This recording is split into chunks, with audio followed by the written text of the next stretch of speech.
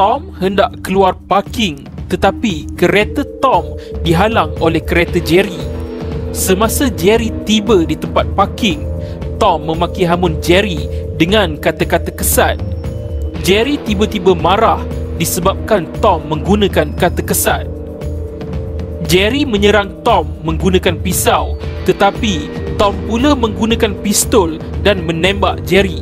Jerry pun mati di tempat kejadian. Siapa yang bersalah sebenarnya? Weh, nanti dulu. Jangan skip video ni. Kalau korang suka dengan fakta menarik yang berada di kedudukan 5 teratas, korang boleh pergi ke YouTube channel paling top. Jangan lupa subscribe tau. Bukan kena bayar pun. Kes yang sama seperti situasi ini pernah terjadi sebelum ini di Seremban Negeri Sembilan. Tom dituduh atas kesalahan membunuh dan kemudian melantik peguam tersohor iaitu Tan Sri Syafiee Abdullah sebagai peguam bela. Kes didengar di hadapan Yang Amat Arif Gopal Sri Ram. Apakah kesudahannya? Kes ini menjadi semakin rumit kerana dua orang saksi memberikan keterangan berbeza di mahkamah. Seorang saksi memberitahu Jerry tidak memegang pisau dan saksi kedua pula memberitahu Jerry memegang pisau dan cuba menyerang Tom. Jika dua saksi mempunyai keterangan yang berbeza, yang mana satu boleh dipercayai? Suspek dalam kes ini ditahan dan didakwa atas kesalahan membunuh mangsa di bawah Seksyen 302 Kanun Keseksaan. Peguam bela suspek menegaskan tindakan suspek menembak mangsa atas alasan ingin mempertahankan diri. Mangsa dikatakan cuba menyerang suspek menggunakan pisau. Mahkamah Tinggi Seremban menolak hujahan peguam bela suspek. Suspek dijatuhkan hukuman mati. Peguam bela kemudian membuat rayuan ke Mahkamah Rayuan. Suspek dikatakan tidak berniat untuk membunuh mangsa dan hanya ingin mempertahankan diri. Panel Hakim Mahkamah Rayuan iaitu Yang Amat Arif Gopal Sri Ram, Richard Malanjum dan Nick Hashim memutuskan suspek bersalah atas kesalahan membunuh dan dikenakan hukuman gantung sampai mati. Tindakan suspek menembak mangsa tidak boleh dikira untuk mempertahankan diri. Itu dianggap sebagai membunuh.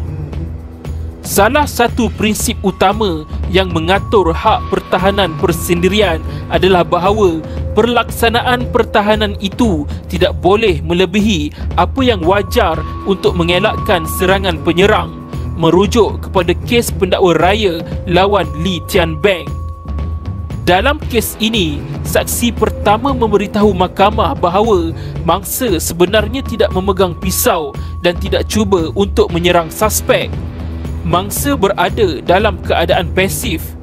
Suspek menembak mangsa dalam jarak yang jauh. Jadi, suspek tidak berada dalam keadaan yang bahaya ketika itu. Kenyataan saksi pertama ini disokong oleh bukti ahli kimia dan pakar forensik yang membuat analisa kecederaan yang dialami mangsa. Mangsa ditembak dalam jarak jauh. Saksi kedua pula berbeza keterangan. Dia melihat mangsa ada memegang sesuatu dan cuba untuk menyerang suspek. Walaupun pisau dijumpai di tempat kejadian, bukti mangsa menyerang suspek ditolak mahkamah kerana pisau dijumpai berada jauh dari tempat mangsa ditembak. Sekiranya ada dua keterangan saksi yang berbeza, mahkamah ada kuasa budi bicara untuk memilih mana-mana bukti yang lebih boleh dipercayai. Keterangan daripada saksi pakar iaitu ahli kimia dan pakar forensik membantu mahkamah. Tidak ada aturan hukum bahawa keterangan saksi harus dipercayai secara keseluruhan atau tidak sama sekali. Mahkamah berkuasa sepenuhnya untuk menerima satu bahagian dan menolak bahagian yang lain, merujuk kepada Yang Amat Arif Raja Azlan Shah. Suspek di dalam kes ini didapati bersalah dan digantung sampai mati.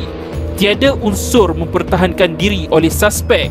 Jadi, suspek yang bersalah dalam situasi ini. Kumpulan pendakwaan menang kes ini. Suspek tidak dianggap mempertahankan diri, di mana pembelaan persendirian dikemukakan untuk menjawab tuduhan jenayah. Ada kewajiban pendakwaan untuk menunjukkan keraguan yang munasabah bahawa tertuduh tidak bertindak membela diri.